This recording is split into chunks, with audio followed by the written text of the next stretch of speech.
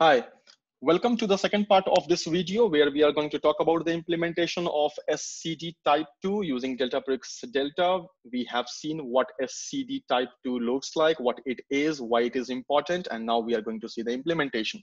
We are going to cover the implementation into three phases. The first step is the data preparation, where we have existing data, which has values of customer ID, the address, and the flag, whether the record is active or not, and the effective date, end date, specifying when this record became active and when this record expired. If end date is null, then the record has not expired yet or it is current. We have information about customer ID 1, 2, and 3. For customer ID 1, we have two records. One of them is Denver address, which is no longer active because it was expired on February 1st, 2018. For customer ID 2 and 3, we have Budapest and London as their address respectively, and both of them are active. Let's say we get our incremental update for customers, and this incremental update contains information about customer ID 1, 2, and 3. Here, what we see is for customer ID 1, the address is San Francisco, and the existing valid address is New York. So this is an update. In our incremental update, we have information about customer 3. The location is London. And okay, so existing location is also London. So customer ID 3 has repeated in the incremental update without any tangible update. And customer ID 4, which was no longer a part of the existing data, it is into our current incremental update with a location Berlin. So what has to be done finally is in our final table, for customer ID 1, this New York should get its flag updated to false. The effective date will remain the same, but end date will get updated based on this effective date. For customer ID 1, this new record is going to be inserted into the final table with effective date as January 20, 2020, and end date as null with current flag set to true.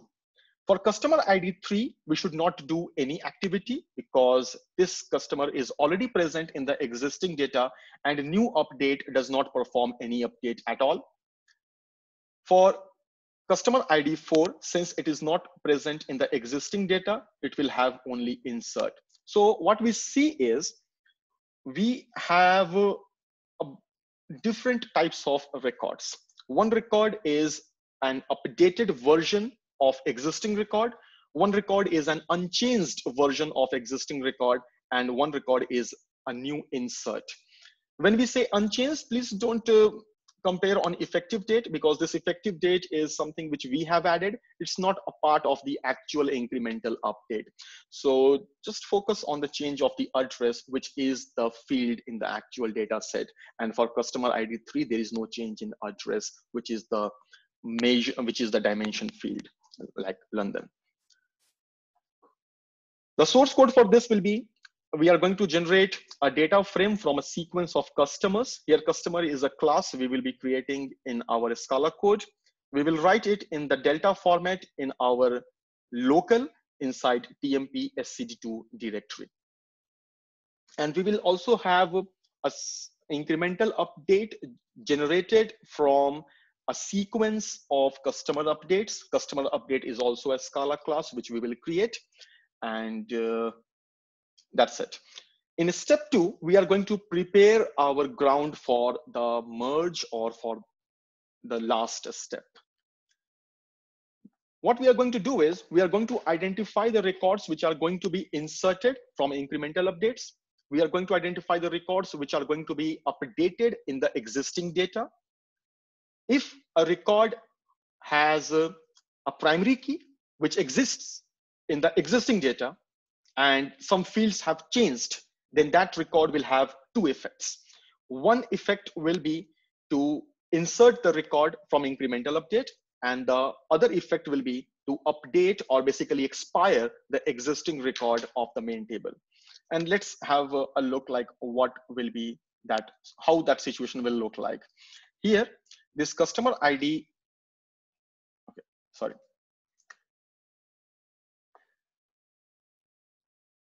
Here, the customer ID 1 matches against the customer ID of existing record, existing data, and it has got update over the address. So it will have two effects. The first effect will be to insert this record, and the second effect will be to update the existing record, basically change the current flag and the end date. We will be expiring the previous record. If a record has matching primary keys, but there is no change in the fields like customer ID 3, then we are going to ignore those records. And if a record has no matching primary key in the existing data, like here, we have a customer ID 4 without any matching record in the existing data, we are going to simply insert that kind of those records. We'll talk about the other structure as we proceed. So let's continue our discussion. We have talked about these points. In order to have to support multiple behavior of a record, when I say multiple behavior is, you can look at customer ID 1, which is going to have dual effect, upsert the existing record and insert the new record. We are going to construct a merge key. This merge key is something we will be using in step 3. So in step 3, it will be more clear, but the foundation is merge key will be the same as primary key. It's going to act as the primary key for the incremental update. This will be used in matching with existing data. If a record in the incremental update can update the record of existing data, we will generate 2 copies of that record, which simply means from this information for customer ID 1, we will generate 2 copies. One copy will have null as the merge key, and the other copy will have the same merge key as the customer ID. The objective of this part is, for the null merge key, when we compare against the existing data, there will be no match because this is null and it will not match against any of the customer ID. Okay, so this is our merge key. We are going to do the comparison based on the merge key of incremental update with the customer ID of existing data in step 3. So this null copy, the copy of the record with null, will not match against any of the existing data, and that will get inserted.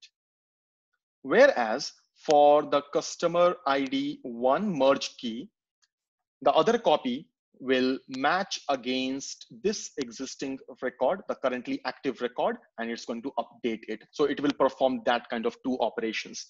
So this is what we are going to do.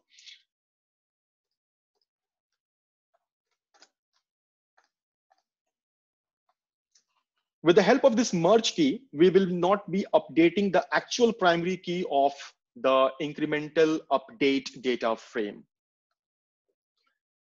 And if a record in the incremental key is not going to update any of the existing data of the existing data, the merge key will remain the same as the original primary key. Well, how do we come to know that which record of incremental update is going to impact or which is going to update the existing data? It's pretty simple. Just join on the basis of the merge key and just join on the basis of customer ID of incremental update with the customer ID of existing data, where customer ID is the primary key, and we will come to know which record of incremental update will be affecting the existing data. In order to generate the merge key, we are going to select everything from the incremental updates, and we will also join the incremental update with existing data. If there is no change in the field, we will ignore it. But if there is a change in the field in the incremental update, we will select that record with null as primary key. The intention of null is just to serve the dual purpose for records, for the records in incremental update, which will update the existing data. We are going to take a union of these two fields so that our final updates contain all the potential inserts and updates into the existing data. Let's try to understand this, what this union means. First of all, if this is the incremental update, we will identify the records which have the dual effect. Here, it is the customer ID 1. This part of the customer ID is coming from the incremental update, and this part of the customer ID is coming from the existing data by joining these two and applying the conditions. What we are going to do is, in the incremental update, we will keep all the data as it is, as you can see, like these bottom 3 records, and we will make a union of incremental update with this records having dual effect and add it into our staged updates with null as the merge key. So this staged updates is the data frame, or you can call it as table, which is then going to be merged with the existing data. And since this customer ID 1 will have a dual effect, so it has 2 records in our staged updates, both the one with null merge key to get inserted, and one with the one as merge key to update the existing data. Let's try to see how does that update look like. When we merge the staged updates with the existing data, all the null merge keys will get simply inserted with current state as true. And this is what is happening here. For the matching merge keys, like 1 will match the merge key with this customer ID, we will update that existing data. Essentially, we will expire that record, and this is how it will look like. The current state, which was earlier true, will now be false, and the end date, which was null, will get updated according to this effective date of the incremental update. All of these things should happen in a single transaction. That is the reason why we will be performing the merge with the staged updates. We can follow 2-step process, but again, that will not give us the transactional benefits. So it's important to have this staged updates to be compared against the existing data. Then for merge key 3, it will also match the primary key, but since the records are not updated, it will have no impact, and the existing record will remain as it is. For merge key 4, it will not match against any of the customer ID, and it will simply be inserted into the final table. So this is how the final merge table will look like. Let's try to go back to the presentation. Once we have prepared the staged updates, well, this is how the staged updates will look like, as we have already seen. We are going to perform merge, but before that, let's try to see the source code of creating this staged updates. First of all, get the records which are going to be inserted. The updates DF contain the incremental updates. We are going to join against the customers table, which is the existing data, on the basis of customer ID, where the existing data must be true and the address field must be different. If there are such records, as we have already discussed, those records will have dual effect. Then we are going to take this new address to insert and use null as the merge key and get everything else, and perform the union with other records of the updates DF. This updates DF is the same as here. It is the one containing the incremental updates. This is how the staged updates will be generated. And this staged updates will be used while merging with the existing data in a step 3. So in a step 3, we'll collect all the updates of a step 2. We will merge on the basis of merge key of updates. by comparing against the primary key of the existing data. If there is a match and fields have changed, perform two things: expire the record in the existing table by setting the current flag and end date.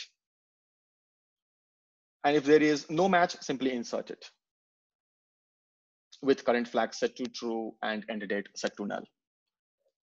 This is how the final result will look like. Some of the records have been updated and some records have been inserted into the final table. This is how the source code is going to look like. We will have the customers table, which is the existing data. We will merge it against the staged updates on the basis of the merge key of updates compared against the customer ID, which is the primary key of the customers, which is existing data. If there is a match and the customers.current is true, which means that the record in the existing data is active and address has changed, then we are going to update the existing record by setting their current flag to false and end date as the start date of the staged updates. If there is, so this is like expiring the eligible existing data. And if there isn't a match, there is no match, we are going to simply insert those records from the stage updates by taking the customer ID and address, the same value as of the staged updates. Current set to true, which means now this is going to be the active record, and effective date coming from the staged updates, and end date set to null, which means this record has no end at all till this point of time. This part is to insert the eligible new data. This is how it will work in Databricks Delta using Spark SQL execution engine. And finally, we call .execute to execute our merge. The good thing is the insert and update will happen in a single transaction. Let's go to the implementation side.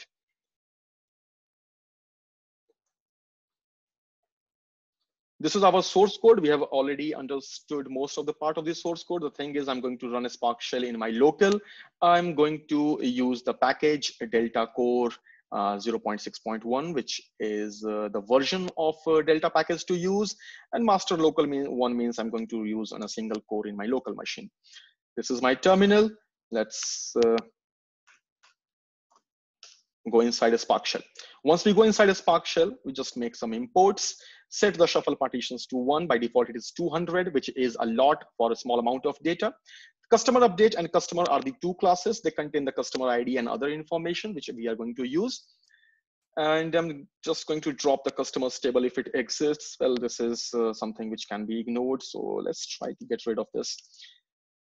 We will generate existing data by creating a sequence and saving it in the Delta format in our temp location. So let's go and create this.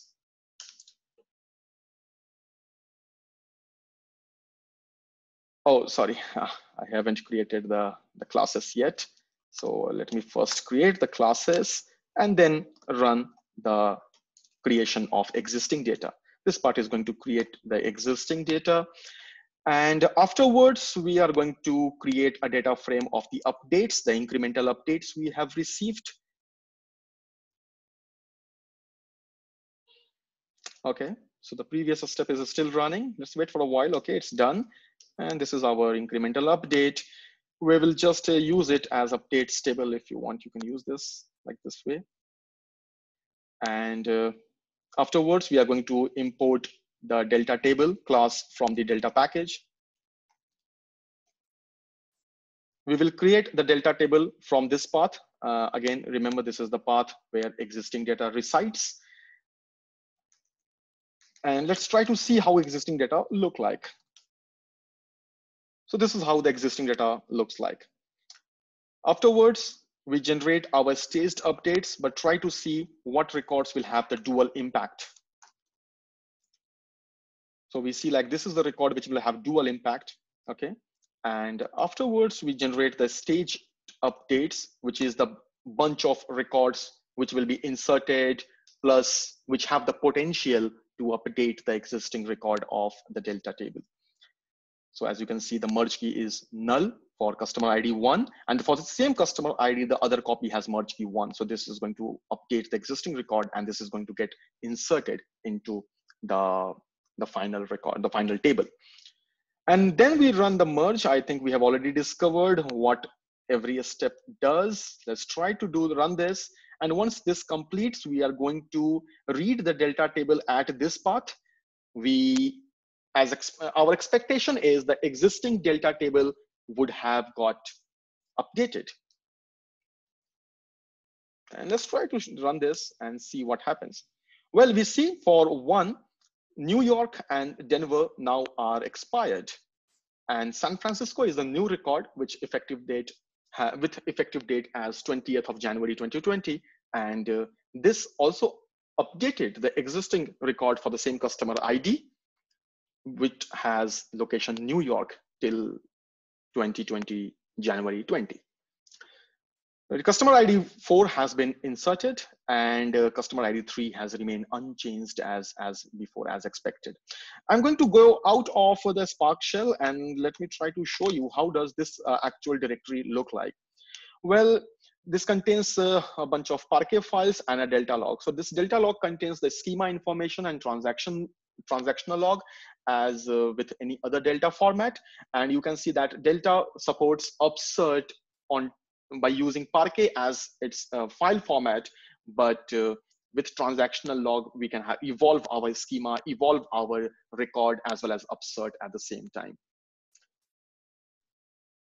So this was about it. I'll quickly talk about the further enhancements which you can do in your application. The first thing is you can take advantage of partition column. Many a times a record has some information like created date or created at, which does not change even if other fields have changed. And this field is many a times used as a partition column. Like you would like to partition on the basis of year, month, day, or day, hour partition. Somehow this created date is not going to change. And even if you receive update today, the corresponding partition will not change. So you can use a filter on the partition column to narrow down your join. As you see, we have to do a join of the incremental table, actually update with the existing data. And this join can be an expensive operation. To reduce the scanning, we can take advantage of partition column in our join condition. Let's go to the other enhancements which we can do. In a single incremental update, if you have multiple records with the same primary key, you can use window operations using lead or lag based on what kind of ordering you do, expire all the non-recent records, and use only recent records as the final valid records. So insert every non-recent record, expire them before merging, and for the recent record, you can make insert as well as update the existing one. The merge key we have discussed so far was, or the primary key was the customer ID, but in practice, you can have a composite key where a collection of fields act like a single primary key. We can also keep a list of fields over which the changes you are going to detect. For example, if a user record has changed, his name is updated, don't expire the previous record. You may have this kind of logic. But if the address of the user or the user has updated its date of birth, then expire the previous record. If you want to do this kind of operation, you maintain a list of fields over which you are going to detect the changes. So far, we have used only one field, which is the address over which we are detecting the changes, but you can use a collection of such fields. Many a times, the incremental update is not actually the update. In complete refresh type of fashion or kind of full load fashion, the incremental update is what we have called incremental update, is something which is the latest snapshot or latest copy of the data. In those situation, what happens is if there is a primary key not present in the incremental update, that is considered to be delete. Again, this is something which happens in a full snapshot or complete refresh kind of situation. For example, in this case, if it were a complete refresh type Then for the customer ID 2, sorry. For the customer ID 2, there is no record in the incremental update, then that record is considered to be deleted. If that is the case, you can take advantage of the delete API of the data table, and that can be implemented as well. We have not implemented it, but if that is a situation, it's very well, you can just match it against the primary keys or the merge key of incremental update with primary key of the existing data. If there is no match, it means the record of existing data is expired, it's deleted, and take necessary action. So that's it. If you want to go for the reference reading, there are a couple of links about what is a slowly changing dimension, how do we use SCD, how do we implement SCD type 2 using merge.